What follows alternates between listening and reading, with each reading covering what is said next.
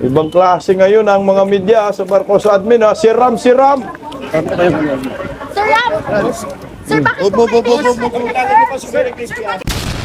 Kriminal na kidnapper na si Madriaga, kumaripas ng takbo kay Kong Marcolita. Pamunti ka naman senador eh. Sa bagay, papunta po tayo doon, maging senador talaga tong anak ni Rodante Marcolita. Magtatanong na sana itong si Paulo Marcolita dito kay kriminal na Madriaga na siniser-ser ng mga hinayupak na media. Aba, anak ng kaguwang eh. Lumayas ang animal. Kaya nung magsalita na po itong si Congressman Marcolita, wala na siyang natanong. Nagkaroon na lang ng manifestation ang naturang kongresista na wala naman itong hinayupak na Madriaga dahil pinalayas ni Jinky Luistro. Pero nakakalungkot dahil habang nagsasalita po at nagmanifest po itong si Marcolita at gusto niya questionin ang kredibilidad ng naturang kriminal na Madriaga, aba, anak ng kagwang, pinapara po itong si Marcolita ni Jinky Luistro na nagmistulang protektor ng isang kriminal itong kongresistang ito. Putang ina, nakakalungkot ho. Mga kongresista, anak ng kagwang, kakampi ng mga kriminal sa lipunan. Magandang tanghali po sa ating lahat. Palike po muna, pa-share, pa-subscribe, at pakipindot ang inyong mga notification bell para lagi po kayong updated sa ating mga video. Continuous pa rin po ito na pag-uusapan natin patungkol po sa nangyayaring hearing diyan sa Kongreso. Ito ay paglabas po ng kriminal na star witness ng Committee on Justice ni Jinky Luistro. Pagkatapos nga po ng mga salita itong si Madriaga, no, at na question ng ibang mga kongresista, nung si Kong Marcolita na po ang magsasalita, pinatayo na po ni Luistro at pinatakbo na po ng hinayupak. Ayan o, tingnan, panoorin natin video ito. Salamat po. Madam Chair. Ayan, tumayo po dyan si kriminal kidnapper na Madriaga. To give time to Mr. Ayan. Ramil Madriaga, we are temporarily suspending the hearing. Ayan, tumayo po siya dyan. Pinatayo na po ni Luistro, anak ng kamote. Lalayas na daw sila. Babay na daw. Nakasira na daw sila kay Vice President Inday Sara Duterte. Ayan o, palaganong-ganon pa kay Luistro animal o. Walang audio po talaga yan ha. Ayan o. Sinuotan pa ng best ang animal. Bulletproof ka pa. Wala namang mag-interest sa buhay ng isang kidnapper na kriminal na ginawang witness ng mga buhaya dyan sa Kongreso. May helmet ka pa. Kasi baka daw may sniper. Utang ina kung atakihin ka dyan ng epilepsy. Alam mo, itong hinayupak na Madriaga, dapat ito. Hindi ito pamarisan. At pag si Inday Sara maging presidente, dapat talagang patawan ho ito ng matinding kaparusahan. Kung meron pong hukumbitay ibabalik, dapat hukumbitay na po. Marami po siyang mga pangalan na dinali sa kanyang kasinungalingan dyan sa Committee on Justice na hinayaan lang po ng mga hinayupak. Hayaan lang ang lahat ng kasinungalingan ng Madriagang ito. O ito pa, pakinggan po natin itong pagtakbo niya. Takot na si Marcolita na kasi magsalita eh. Si Marcolita na magtatanong kaya ang hinayupak, ayan, tumakbo oh. Si Ram daw. Sir Ram! Anak ng kagwa ng media, siniserpa ninyo yung kriminal. Ibang klase ngayon ang mga media sa Marcos admin ha. Si Ram, si Ram. Sir Ram! Sir, bakit po kayo Oh, si Ram. Clear lang. Bakit daw naiyak? Iyak sa kasinungalingan. Bigay ka naman kuya. Bigay daw. O si Ram. Ulol. Antindi, no? Kriminal siniserser ninyo. Si Pangulong Duterte, hindi nyo nire-respeto mga hinayupak ng mga bayarang media. Pero itong kriminal na kidnapper, siniserser ninyo? Tang inumin, simunyo, mga bayarang media ni Bangag at ni Bakit. Hindi dapat yan tinatawag na, sir. Tang inumin, kidnapper, sir. Magkano ba ang busal sa inyo ni Bakit? Itong mga media sa sa Pilipinas, mga basura talaga, no. Nakakalungkot dahil ito ay mga prostitute na.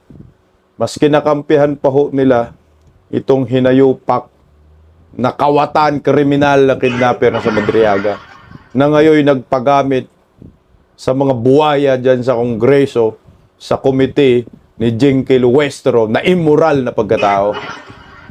Baon nga eh. O, pakinggan po natin si Kong Marcolita kung paano po, no?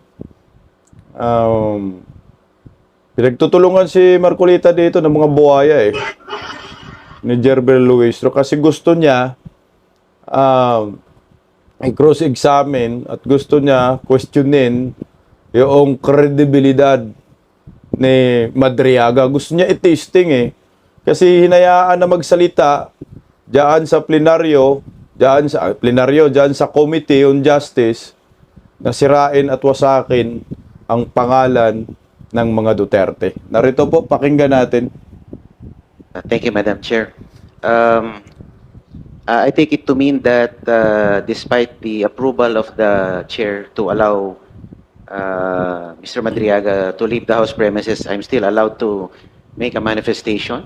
So long as Regarding it the is witness. relevant to the subject matter of this impeachment hearing. Yes, ma'am. Thank you, Madam. You may proceed.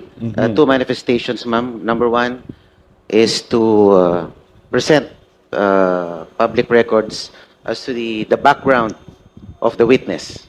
Just So- information about the witness.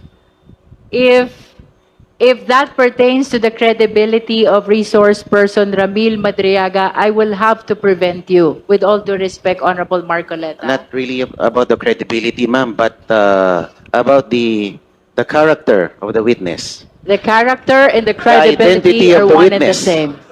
Yes, ma'am, if I may be allowed. And therefore, you are not allowed because character is credibility. Ma'am, if I may, Utang inumin, no?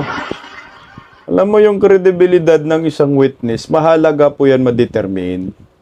Kasi nga pinapasalita mo dyan sa hearing mo, Committee on Justice, tapos in public, naka-live. Hindi ho po pwede na pasalitain mo yung isang tao na yung kredibilidad ay polluted. Polluted source, polluted witness. Sabi ni Rufus, Congressman Rufus Rodriguez. Kasi alam mo, hindi mo maabawal mo i-test yung credibility. Pero hayaan mo magsalita against sa isang pinakamataas na opisyal ng ating bansa. Second on the highest land. Vice Presidente. Okay lang yan? Ang tanga mo, Luistro. Nagaganyan-ganyan kayo pero ayaw mo ipatest yung kredibilidad na ito ng taong ito. Alam mo, nakakalungkot dahil sa dulo pinapabura lahat ng manifestation ni Kong Marcolita ng komite ni Luistro. Nagmistulang protektor ng kriminal itong hinayupak na komite. Clarify. Prior to this hearing, I saw reports that you said that the purpose of this hearing is to test the credibility of Mr. Madriaga, but now we are now denying At least the with objective of respect this to the hearing. contents of the affidavit. Affidavit. So long as it is contained in the affidavit, then we are confined in the limitations of a clarificatory hearing. So Gago. ang manifestation, ma'am, should be confined only to the We can test the directive of the chair. credibility so long as it Okay, is ma'am. limited to the contents Okay, ma'am. of the affidavit. Then I will go to the second manifestation. Okay. This is also regarding the affidavit itself. Okay, you may proceed. Okay, ma'am. Thank you, ma'am. I have carefully reviewed the written testimony, and I am compelled, as member of this House and as a representative of the Filipino people, to formally place on the record observations that I believe this committee must confront before it receives, admits, or gives any weight to this document. The issues I will raise go not merely to credibility, but about the it is about the content of the affidavit itself. Number one, Madam Chair, I respectfully submit the following. Number one, the testimony is entirely uncorroborated and rests solely on the word of a detained criminal suspect. You are touching on the credibility Tingnan mo. again. Ma'am, but And this is please. about the Ano? Bakit ba takot na takot ka, Luistro, na matis yung credibility, ma-question yung credibility ni Madriaga? Dahil ayaw mong malaman na ayaw mong malaman ng taong bayan na si Madriaga ay kriminal, kidnapper. Alam na po yan ng taong bayan. Na kahit anong protekta ninyo dyan kay Madriaga, hindi na po yan mabubura sa mata ng mga tao sa tainga na itong si Madriaga ay kriminal na kidnapper, buang ka, Luistro ka. Takot na takot sila, no, kay Marcolita. Tuloy, this is about It has the been amply discussed, Honorable Marcoleta, that even suspects are presumed innocent. Hindi pa po convicted si Ramil Madriaga, and he is entitled to that presumption. So let us refrain from making reference to the fact that he is detained in going against the contents of the affidavit. ano lang po ang pwede kong sabihin, ma'am. Anything that is about Ang that is nangyayari kasi contained dito, in the affidavit. Madam Chair. ang gusto lang pong mapakinggan dito kay kung ano lang naayon sa mga miyembro dito. Paano po yung Correct. mga You posisyon are- naman na nasa kabila? You're making mention about the fact that he is a detainee because of your intention to question his credibility. As you have said, Ako, anak you ng want kamote. If I may be tackle allowed his to finish the character. statement. It's Yes. just, the one I mentioned is just a title. I'm not even going to the body of my manifestation, ma'am. Sa title pa lang, takot na Ang kayo. title pa lang po ang sinasabi ko. I'm being prevented All right, from please speaking. proceed. Thank you, Madam Chair. The written testimony. Stop muna tayo doon. Gusto ko pong sagutin itong bastos na Luistro. Alam nyo po, Luistro, double standards po talaga kayo, no? Kung si Madriaga ayaw mong ipatawag na siya ay kriminal, kasi ang sabi mo, meron pa siyang presumption of innocence dahil detainee pa lang daw siya, hindi daw siya convicted. Anak ng kagwang. Huwag nyo naman pagtakpan ang katotohanan, hinayupa kayo, at huwag ninyong bulagin ang taong bayan. Sabihin nyo ang katotohanan na convicted criminal itong si Madriaga sa kidnapping yung 2003. Yan ang totoo niyan. Kalaunan nga lang na-acquit siya. Pero nakatikim po ito ng conviction. Na-convict po ito eh. Yan ang maliwanag. Kaya anak ng kamuti, Kung sabihin siyang kriminal, hindi mo pwedeng parahin yan dahil yan ang totoo. Kayo, abogada kayo, pinagtatakpan ninyo yung katotohanan. Sanay talaga kayo magprotekta ng mga kriminal. Sa bagay, asawa niya, pinatago niya, pinatakas niya. Bakit si Pastor Apollo si Kibuloy, na pag makapagsalita ka dyan, akala mo naman may conviction na si Pastor Kibuloy. Walang conviction si Pastor Kibuloy eh. May presumption. Si Tatay Digong. Nakatingin kayo, kriminal. Pero walang conviction si Tatay Digong. Pero itong si Madriaga, may conviction po ito ng kidnap for ransom. Kidnapping po ito. Kidnapper po yan. Hindi lang natin alam, pagkatapos makonvict, ay biglang na-acquit. Putang ina, minikos-mikos ng mga hinayupak na politiko. Many make sweeping and dramatic claims about alleged high-level private conversations between former President Rodrigo Duterte and others, including a purported agreement to use President Marcos merely as a political tool and unseat him by 2025. Alleged plans to sabotage the administration of a sitting president. Discussions about assassination by poisoning or other means. Plans for a military coup and the siege of Malacanang Palace. And the witnesses' own alleged role in recruiting criminal syndicates, underworld gangs, and Mindanao mercenaries for a destabilization scheme. Madam Chairman, I ask this committee to carefully consider the following. Not a single one of these claims is supported by any document, any recording, any other named witness, or any contemporaneous written record of any kind. We are being asked to accept as evidence in a constitutional impeachment proceeding the bare and uncorroborated written recollections of a man Parliamentary inquiry, currently Madam Chair. detained for There's a kidnapping. parliamentary inquiry, for Honorable ransom. Marcoleta, if I may Parliamentary interrupt. inquiry, Madam Chair. Putang ina, no? Pinapara na naman sila si Marcolita.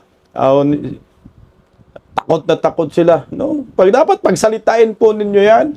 Total kayo, kung makapagsalita kayo dyan sa committee ng mga buhaya, tuloy-tuloy. Pero si Marcolita nagsalita, pinapara na naman. Ito, pinara ng Chihuahua. Madam Chair. Yes, what's the Madam parliamentary Chair, may I inquiry? know if member of this committee is allowed to make an observation? A manifestation, ma'am, is tantamount to an Honorable observation. Marcoleta, please allow the chair to answer. Non-members are allowed to manifest, but they cannot raise question, they cannot vote. Thank you, ma'am. If I may continue po. You may continue. Takot na takot kay Marcolita mga buhayang ito, no? We are being asked to accept as evidence in a constitutional impeachment proceeding the bare and uncorroborated written recollections of a man currently detained for kidnap for ransom, a man whom the PNP anti-kidnapping group officially described as the leader of one of the most dangerous criminal syndicates in recent Philippine history. The standard of evidence in an ordinary criminal case already demands corroboration of testimony from interested or compromised witnesses. The standard in an impeachment proceeding, which carries the gravest of political and constitutional consequences, must demand no less and arguably demands far more. Number two, Madam Chair, the witness places himself as an active participant in the very conspiracy he described.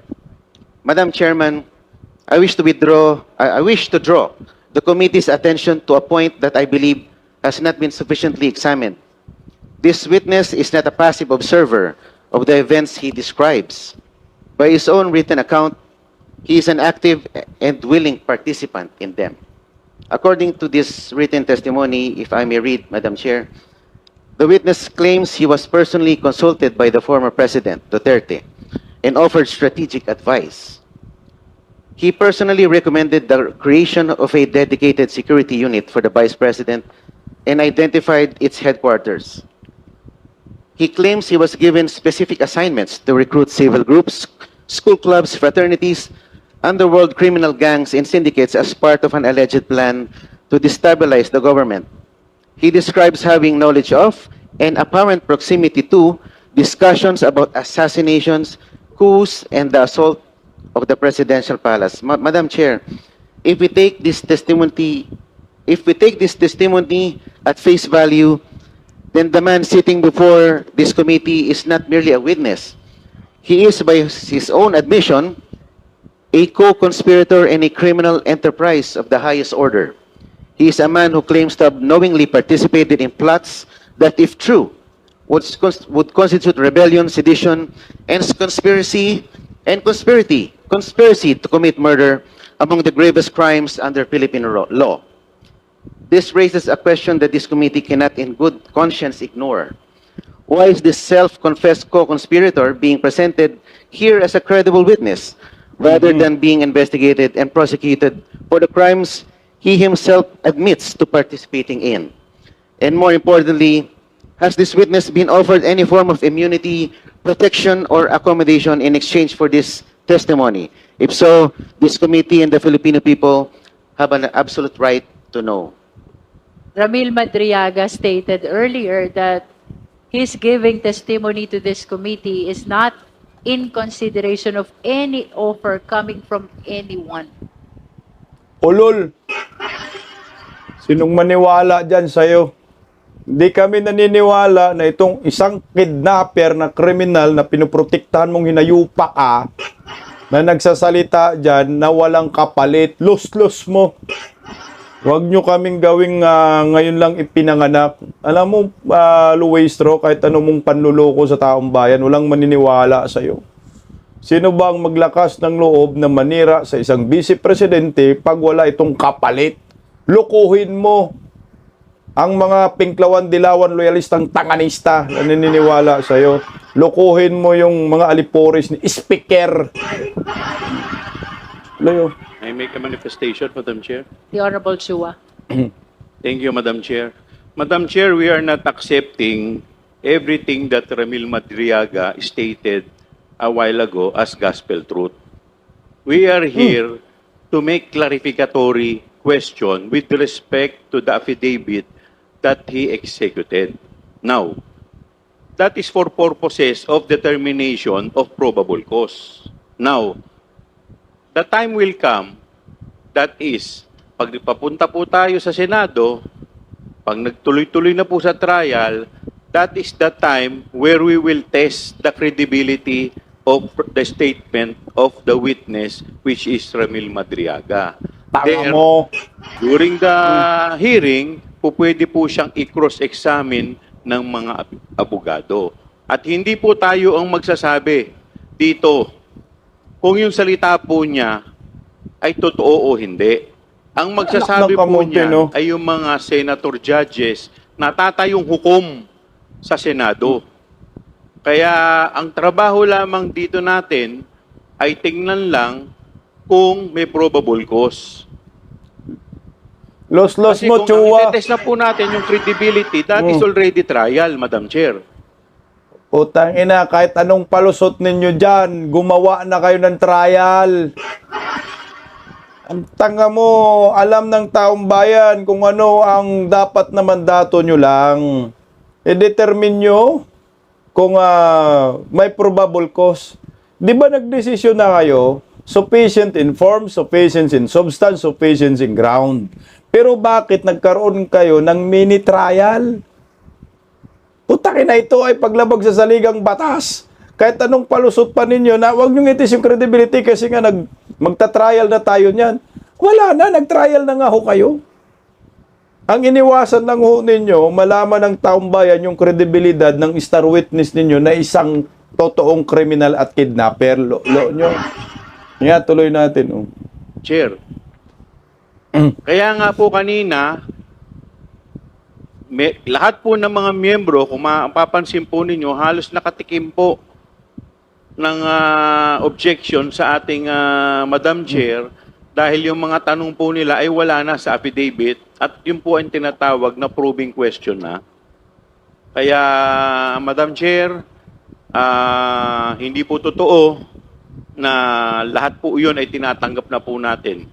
Hindi po porke pinagbigyan natin si Ramil Madriaga na magsalita, ibig sabihin po, yun na ang katotohanan. Malalaman po natin ang katotohanan pagdating po sa Senado. Maraming salamat po. Tanga mo. So nagsalita kayo dyan, so puro kasinungalingan ang mga pinagsasabi ni Madriaga kung ano-ano na lang, so okay lang.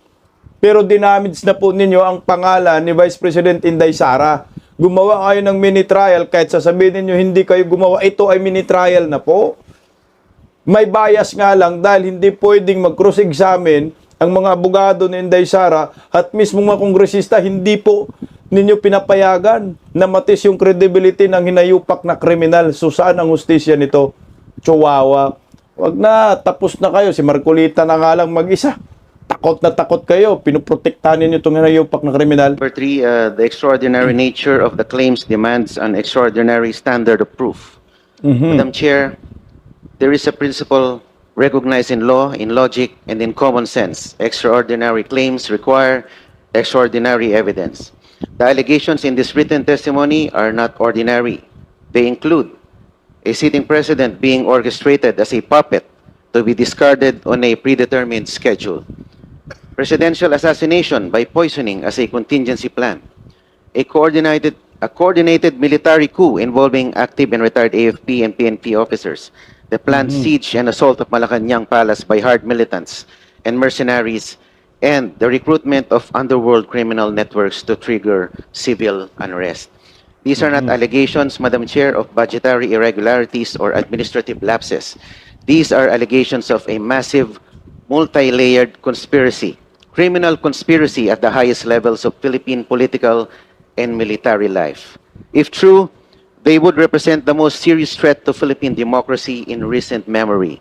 And yet, they are presented to this committee supported by nothing more than a handwritten account from a man facing serious criminal charges If I of his may own. interrupt, Honorable Marcoleta, Yeah, regardless interrupt. of the nature and the amount of information that is being disclosed in the affidavits of the resource persons, our standard here is only probable cause. Thank you, So Madam. let it be placed on record that what we're trying to establish here is the existence only of probable cause. Tanga, no? Existence only of probable cause. Di ba may probable cause na sa tingin ninyo? Kasi nag-deklara na po kayo ng sufficient in ground. Ito mini trial na po yan. Kaya nga sinabi ninyo sufficient in ground kasi nakitaan ninyo ng probable cause. Di umano yung reklamo ho, mga akusasyon ng mga hinayupak na mga kriminal din. Dapat pinagbutuhan na po ninyo sa plenaryo yan. Kung i-impeach ninyo si Inday Sara dyan or hindi. Hindi yung gumawa ka na naman kayo ng sobra-sobra. Grave abuse of discretion, grave abuse of power na nag-mini trial kayo. Tapos ngayon, itong isang kongresista Marcolita, kini-question niya yung kredibilidad, tinitest niya yung kredibilidad pagkatao ng star witness mo na lumayas na nga, takot kay Marcolita, pinapara mo. Ilus-lus mo, Gerber Luistro. That is regardless of the amount and the nature of the information disclosed. Madam Honorable Chair, Tino. Madam Chair, the Honorable Hindi mo pinagtulungan si Marcolita dyan eh. just mentioned that he is reacting to a handwritten account, a mere handwritten account. Affidavits that are part of the proceeding of our impeachment hearing. The first affidavit that is computerized and the supplemental affidavit that is computerized as well. So please state for the record and be certain which document Tangina, are you daming referring affidavit ang gago. to in your manifestation. For this purpose, ma'am, I'm referring to the supplemental affidavit here. In other words, you stand corrected No, Madam Chair. when you made mention about a handwritten. Yeah, sorry. Sorry about the handwritten term. All right. Well, let me just point out na Honorable hindi, Tino. hindi po eksakto at hindi pareho ang dilalaman That's correct. nung supplemental at saka nung sinasabi niyang handwritten. Kaya Opo. hindi po pwedeng sabihin lang ng ni Representative Marcoleta, well, I'm actually referring to the Okay, so please make sure When that I- your manifestation Opo. is contained or part of the computerized two Yes, ma'am. affidavits of the resource person. Opo. You may continue. The whole content of my manifestation refers to the supplemental affidavit. Tingnan mo, ginago talaga ang taong bayan ng committee ni Luistro. Mantakin mo, merong written affidavit pa.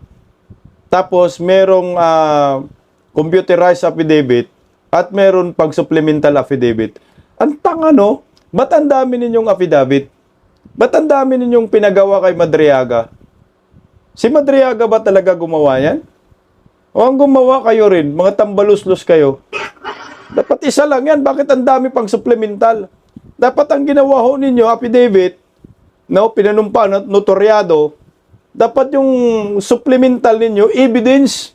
Kasi puro supplemental affidavit, tapos may affidavit, tapos may supplemental affidavit pa, parehong kasinungalingan lang. Dapat ang ginawa ho ninyo, supplemental evidence na magpapatunay dun sa affidavit nila. Ginago nga tayo ng hinayupak na Luwais. That is a correction to what you have said earlier.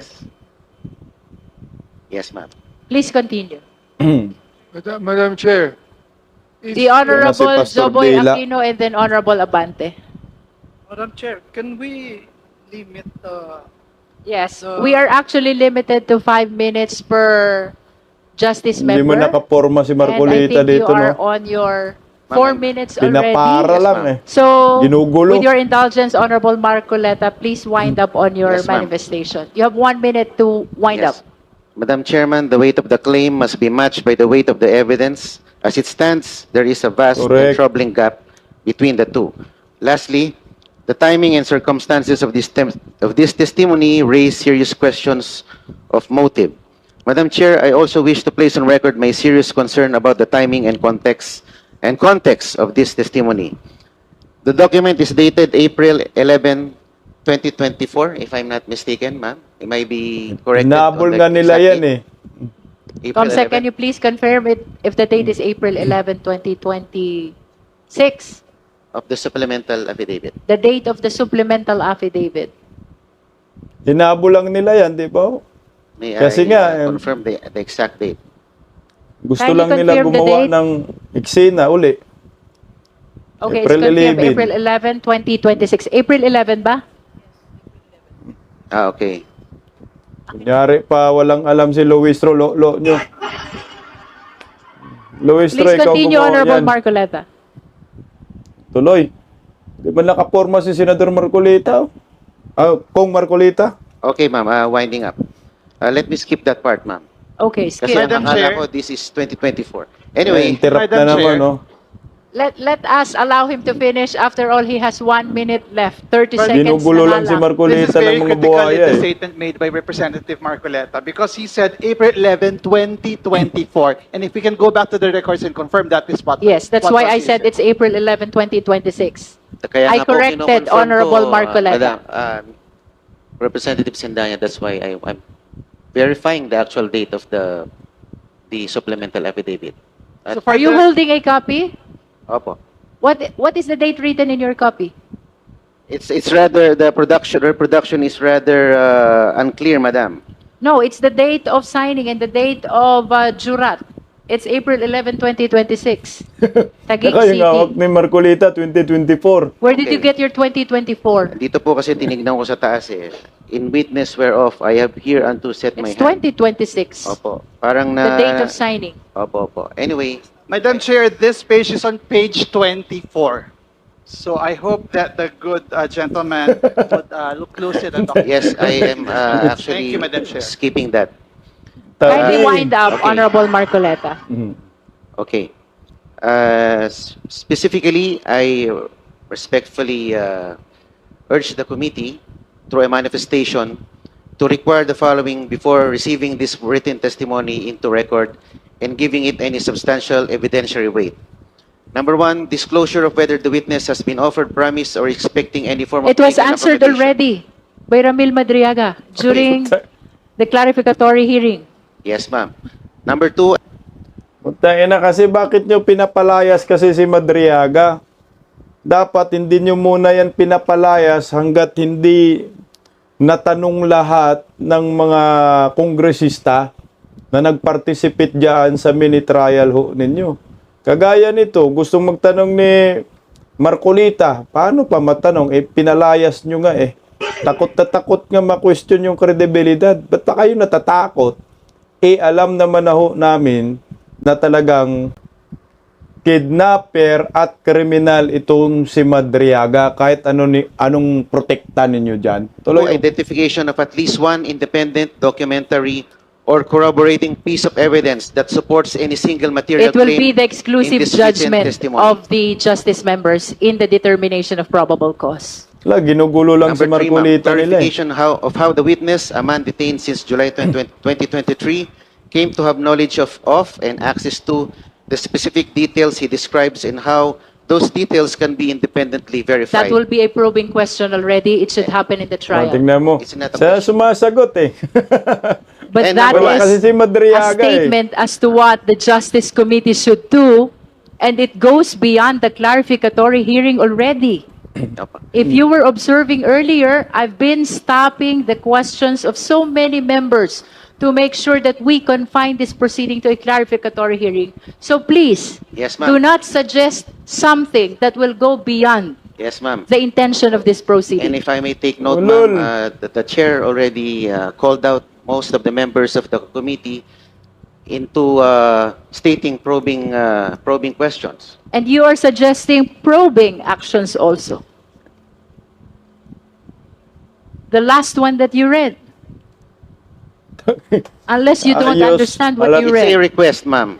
It's a request. It's not That a is probing why question. I am reacting to your request because your request entails probing action already. Opo, and if I may make this observation, ma'am, halos 20 po ang kinall out po ninyo na probing questions. I don't know if the committee can still continue with a hearing na hindi nakapagtanong ng probing questions without violating with the confining to the standards of a hearing without going to a full trial. Kasi halos 20 This is not a trial. O nga, bakit po puro probing questions ang ating tinanong? Halos 25 Trial po na yata rin And po that ito. is why we are preventing the Opo. justice members from raising or pursuing the probing questions. Yes, ma'am. And if, I don't know if this is probing again, if I may be furnished a full accounting of who assisted the witness in preparing, drafting, or delivering this written testimony, and whether any party with an interest in the outcome of this proceeding was involved Correct. in that process. I think that has been answered by Madriaga already during our clarificatory hearing. Bakit mo pinalayas kasi? Nayaan mo sana dyan makaupo And, para matis yung kredibilidad. My final, remark, Madam. Zero credibility kasi. Madam Chair, the impeachment of a sitting constitutional officer is among the gravest acts this House can perform. It must rest on a foundation of truth, verified, corroborated, and credible truth. A written account from a detained suspect containing sweeping and unverified allegations of You are touching assassination. again on the credibility of the Ang resource meron, person. With tinara all na due naman. respect, Honorable Marcoleta. Madam Chair, I move to strike from the record the remarks of Representative Marcoleta. There is a pertaining to motion Pinapabura, to oh. strike out from the record pertaining to the statements pertaining to the credibility of the witness. Is there any second? Same has been seconded. Any objection? Hearing none, the motion is approved. Please strike out from the record all statements of the Honorable Marcoleta pertaining to the credibility of resource person Ramil Madriaga. Putangin na no, bakit nyo ini-strike? Na yung mga manifestation lang yan, hindi pa katanungan no, kasi nga wala si Madriaga. Ang sumasagot lang itong hinayupak na Luistro, sumaliwanag sila ay protector ni Madriaga, protector ng mga kriminal. Kaya pinapa-strike out nila eh. Takot na takot. Putang ina, alam naman ng taong bayan kung anong klaseng pagkatao yan si Madriaga. Zero credibility.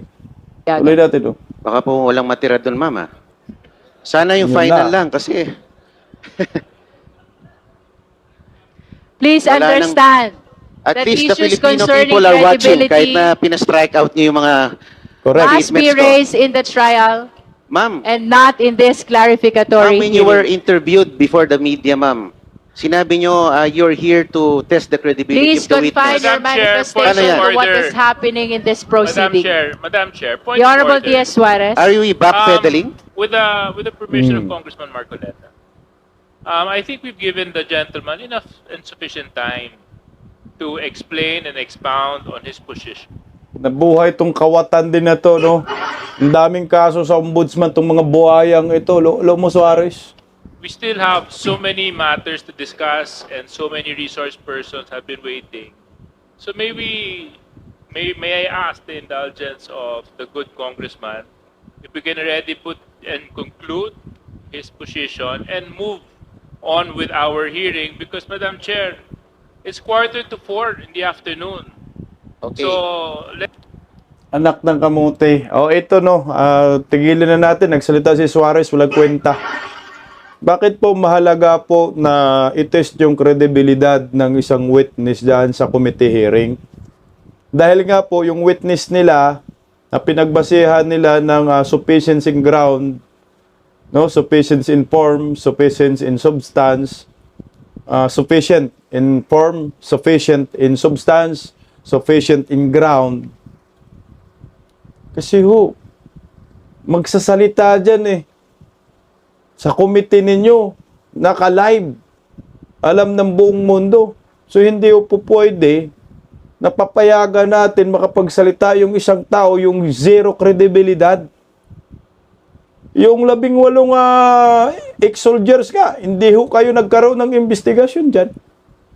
Sa committee ninyo, na ang pinag-uusapan ay tungkol sa pagnanakaw sa kaban ng bayan, yung flood control ni Bongbong Marcos na kayo dyan sa Committee on Justice, majority sa inyo, nabanggit doon sa affidavit ng mga ex-soldiers na diniliberan po kayo ng mali-malitang pera. Pero ito, si Madriaga, anak ng kagwang, heresy, walang ebidensya, tinitis yung kredibilidad ng isang kongresistang si Marcolita, pinaparaho ninyo. Ano ba ang purpose ninyo?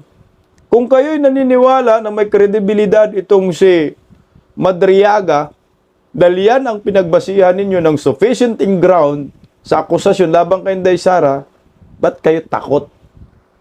Ba't kayo takot na questionin ng mga kongresista dyan?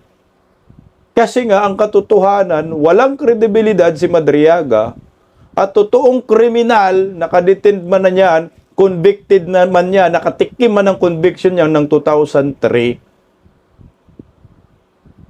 Bakit ayaw ninyong hayaan na pagtatanungin yan ng mga kongresista yung pagkatao niya at ibulatlat natin sa buong mundo na yung star witness ninyo ay kriminal, notorious na kriminal. Ayon po mismo yan sa Philippine National Police. Alam niyo po, mahalaga po yung kredibilidad ng isang witness na malaman ng taong bayan. Kasi hindi po pwede na maniwala kami ng basta-basta lamang sa isang witness na kriminal, na kidnapper, na naninira ngayon sa mga Duterte na gamit ninyong mga buhaya kayo. Pagising sa umaga, tanghali at gabi, nakikita ko ang post niya, ang hapdi.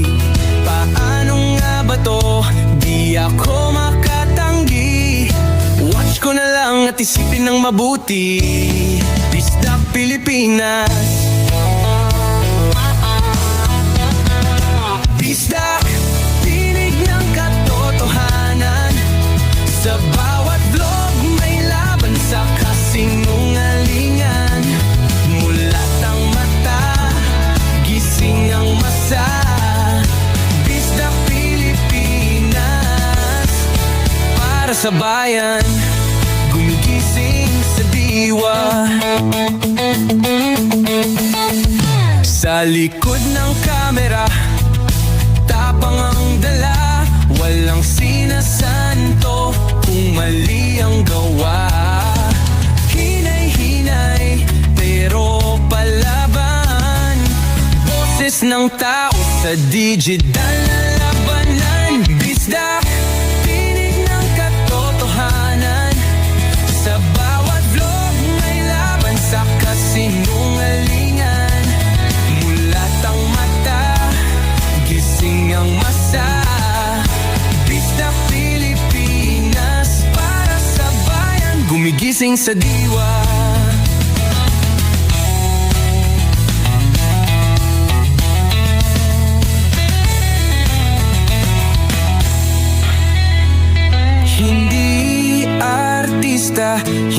politiko, pero ang katotohanan, sigaw niya ay buo. Sa YouTube o Facebook man siya makita, may aral ka pa rin, may uwi sa bawat salita. Bisdak, gising sa katotohanan, di lang kwento, kundi panawagan sa bawat Pilipinong naghahanap ng liwanag. Bisdak Pilipinas, kasama sa pagbangon ng bayan. Bisdak Pilipinas, boses ng masa, gising ang diwa. Sa vlog mo, may pag-asa.